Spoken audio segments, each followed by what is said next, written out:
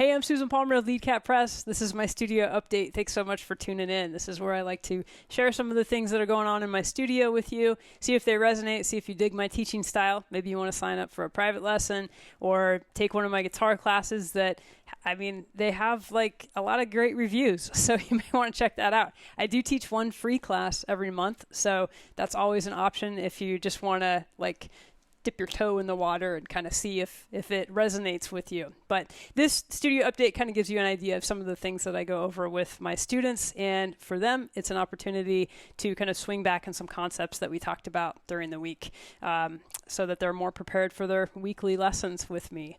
So this week we're doing a few different things. The technique, I'm doing a 1-3-5 and a 5-3-1 exercise. A couple of my students are working on that, so I wanted to put up a demo of that in all the positions. For the reading, I go over quarter note triplets as well as eighth note triplets, but the ones that folks usually have a harder time really internalizing are the quarter note triplets, so I wanted to make sure we get to that. For the chords, I go over an altered 2-5-1 chord progression. The alteration is happening on the B string, which is something that one of my students is working on.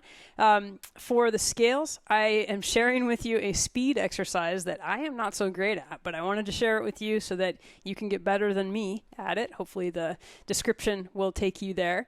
For the theory, I've got a couple different ways for you to, as I say, come home. So you'll have to watch to see what that is. I don't want to give that away too much here. For the tunes, I'm covering a tune called Sunny, and I really wish it were sunny here, because if it were sunny and would stop raining, I would be playing some outdoor gigs, but I have yet to play one this summer because every Sunday it has rained a lot here in Maine. So I keep waiting. For the pro tip, I'm just sharing a clip from Emily Remler, who was a wonderful guitar player and a true inspiration for me and lots of other jazz guitar players, so I hope you dig that. One other thing I wanted to mention is I have two former students of mine who put out new releases this week. So I'm going to share their links to their new projects below. Already they're getting some great reviews and stuff. And as a teacher, like, I'm so proud of them. And it's such a wonderful thing to see them shine. You know, I saw their goals and everything that, you know, we were working on when they came to me. And one student I worked with years ago at Seattle University, and another student, I worked with them for a few years during the pandemic, and they blow me away. They warm my heart. So hopefully you'll get a kick out of their recent releases, and you can check them out, see if they resonate with you, and support live music wherever you see it. So let's get right to it.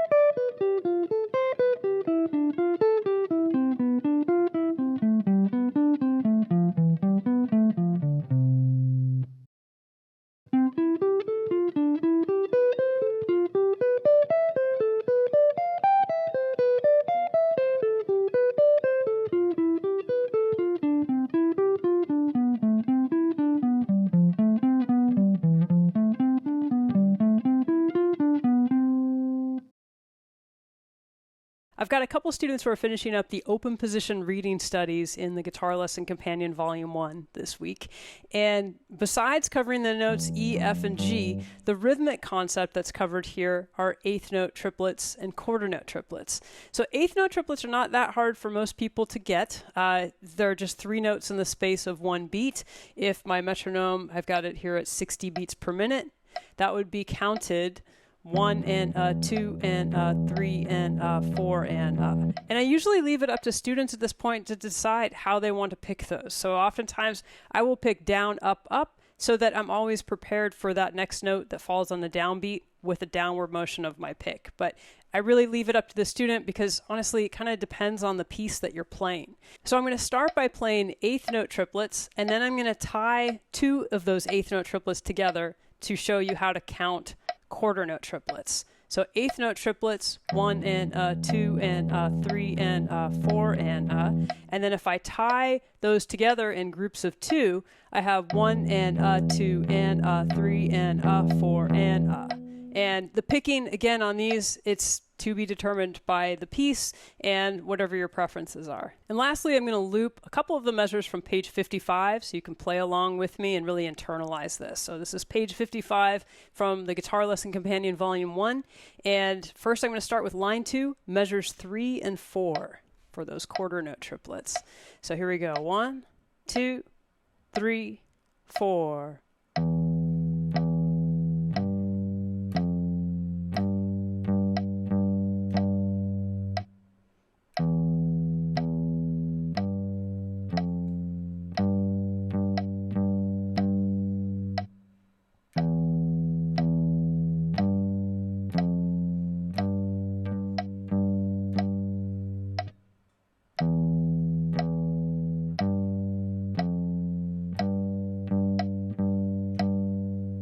And next I'm going to do line 3, measure 3. So some eighth note triplets here.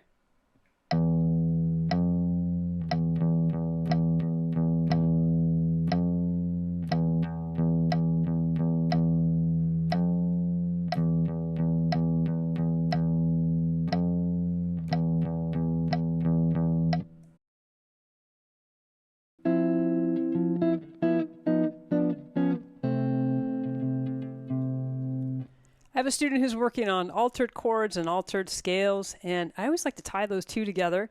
And I also like to portion this stuff out in really small pieces so that each student has the opportunity to really digest and internalize the concepts so that, you know, they're actually able to use them. I think that's kind of an important thing to be able to do on guitar.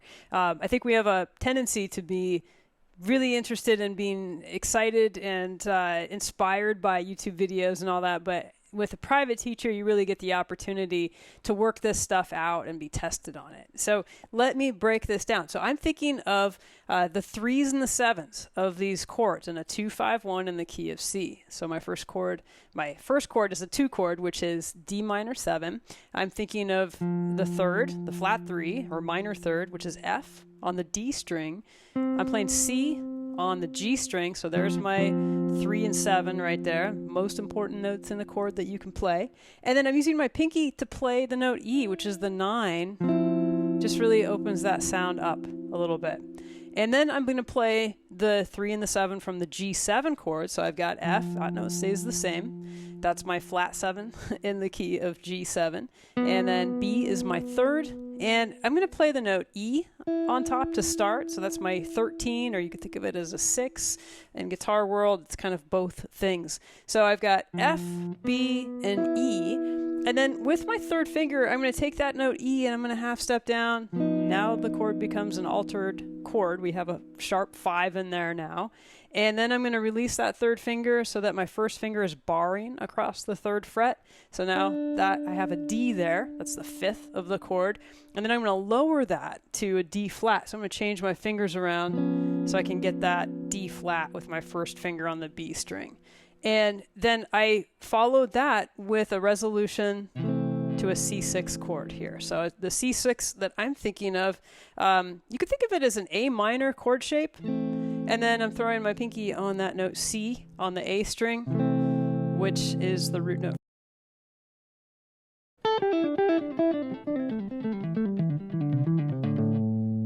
part. I'm not much of a speed player, but I want to show you this exercise in case that's something that you want to develop. Regardless, it's a really good speed technique exercise using hammer-ons and pull-offs. You can do this in a lot of different ways. Basically, I'm thinking of an A minor scale, A minor pentatonic, that one pattern that we all love. And I'm going to start on the note A, my root note, and I'm going to descend 4 notes using pull-offs whenever possible. And then I'm going to start on the next note down, which is G, and go down 4 notes again. And then I'm going to start on E, and I'm going to start on D. So you can see that pattern there. This is one that you could also practice ascending. Same idea. Go up 4 notes, back 1, and then go up 4 more notes. The only difference is that on this one, you're using hammer-ons instead of pull-offs. So it's a really great exercise to do. You can practice this in all the patterns up and down the neck in different keys if you like. I usually have my students do this in the key of E minor using page 149 of the Guitar Lesson Companion. So if you want to do some speed stuff, just work on your technique. Please play it faster and cleaner than I just did. This may seem a little far out, but a lot of times when I'm listening to music or playing music, I'm thinking about how we're going on this little journey and how there are so many ways to come back home. And that's a phrase that I've been using a lot in my teaching studio lately when I'm talking about reharmonization or, just how to bring a song that somebody is writing, back to its one chord. I always, try to talk about these different ways we can get back home. And for me, I don't know, maybe it just seems and feels more artistic, which is what we're trying to do when we're writing or sometimes even when we're analyzing music.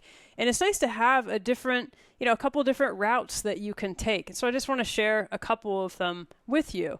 One of them we did already. We did a 2-5-1. We played the D minor 9, and then we kind of played around with some different altered sounds. And then we ended up at home back at that C chord. So that's one way. I would categorize that as like, we're taking our 5 chord and then resolving to the 1 chord. There's another way that I think is really nice too.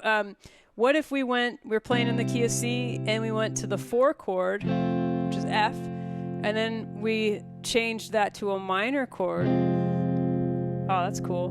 And then we came back home that way. Like that's a different route, but it's really interesting.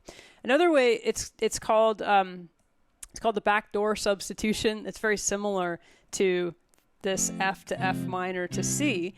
What it is we're gonna start with the minor 4. So in that case, that would be F minor, and then we're gonna play its corresponding 5 chord, which would be B flat, and then go to C. So we could think of it as we're playing in C, and then F minor, B flat, and then C.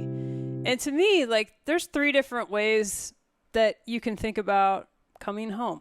So I don't know if that's going to resonate with you, but I know I'm coming home to Seattle in a couple months here. I'm very excited.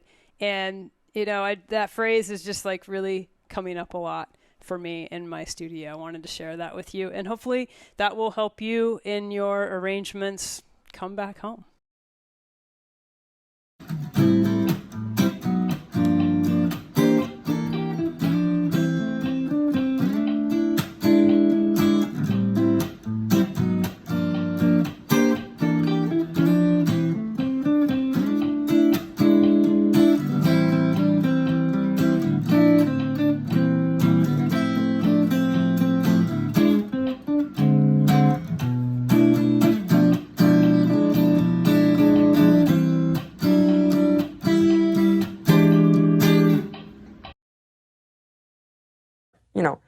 This is supposed to be fun, by the way, you guys. This is supposed to be fun. And when it starts to swing, you get a good feeling in your stomach. It's a real good feeling in your stomach.